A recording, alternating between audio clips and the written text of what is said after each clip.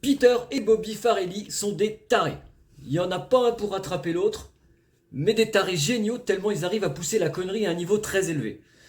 En 1994, ils signent leur premier film, Dumb and Dumber, où ils ont envoyé Jim Carrey et Jeff Daniels rendre une mallette pleine de fric à une parfaite inconnue. Tout ça en semant un joyeux bordel sur leur route. Mais c'est du film dont je vais vous parler aujourd'hui qui a fait d'eux les réalisateurs les plus cinglés d'Hollywood, Marie à tout prix en 1998.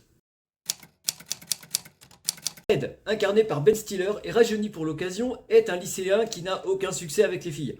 En même temps, vu sa coupe de cheveux, fallait pas s'attendre à un miracle. Un jour, il va aider un jeune qui s'est perdu, qui se fait maltraiter par une bande de lycéens. Il va prendre des tartes à la place du gars, qui n'est autre que le frère de Marie, incarné par Cameron Diaz, elle aussi rajeunie. La jeune fille, pour remercier Ted, va lui proposer d'aller au bal du lycée avec elle. Sur ce coup-là, ça valait la peine de se prendre une tarte. Mais bien évidemment, ça va partir en couille. Et j'insiste bien sur ce terme précis. Car le pauvre Ted va avoir un accident de braguette, le truc tellement immonde que tous les mecs de la planète ont mal au parti rien qu'en pensant à cette scène. Hein, n'est-ce pas? Même moi j'ai mal là.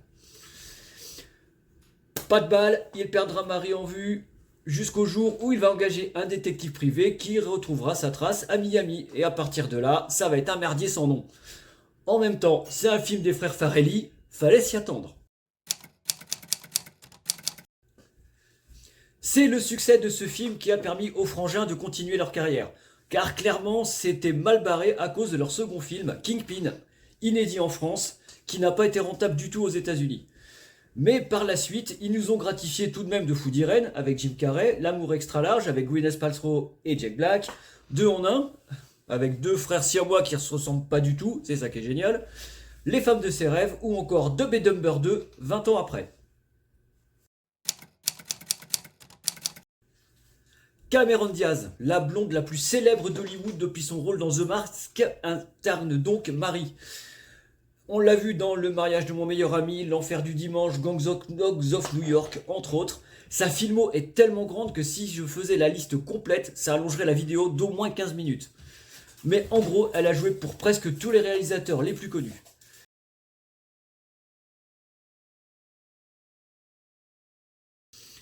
Ben Stiller, lui, il n'est pas seulement acteur, il est aussi réalisateur. On lui doit notamment Disjoncté avec Jim Carrey ou encore Les Deux Zoolander. Mais en tant qu'acteur, il va falloir faire court tellement il en a fait lui aussi. Les femmes de ses rêves, des frères Farrelly, Starsky et Hutch, Dodgeball, La nuit au musée, bref, beaucoup de films. Matt Dillon, Lee Evans, et Chris Elliott, voilà, sont les autres très intéressés par Marie. Il y a aussi Lin Shaye qui incarne la voisine complètement tarée de Marie. Vous savez, la vieille qui passe son temps à picoler. Le chanteur Jonathan Richman, qui interprète les chansons du film, les interprète directement dans le film. D'ailleurs, sur ce coup-là, je vous conseille de regarder la version originale. C'est quand même mieux que les versions traduites en français.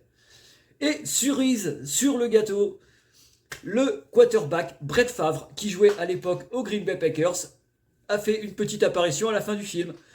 Lui aussi, il était amoureux de Marie.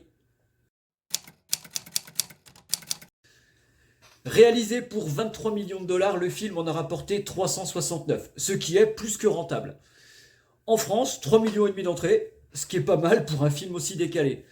Et du coup, c'est le plus gros carton des frères Farrelly. Tout film confondu dans le monde. Le film a tout de même reçu quelques récompenses. 4 MTV Awards, dont celui du meilleur combat entre Ben Stiller et Poufy le chien, ainsi que 2 nominations au Golden Globe. Il aurait tout de même dû avoir un Oscar pour la prothèse qui dépasse de la fermeture éclair de Ted.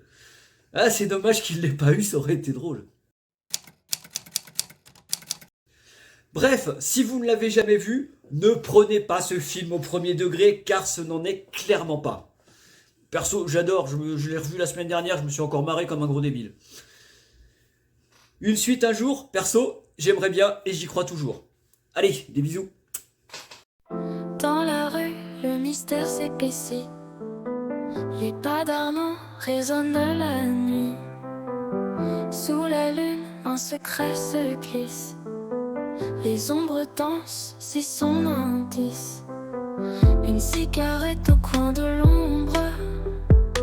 Sous le réverbère, il dénombre les indices souvent invisibles.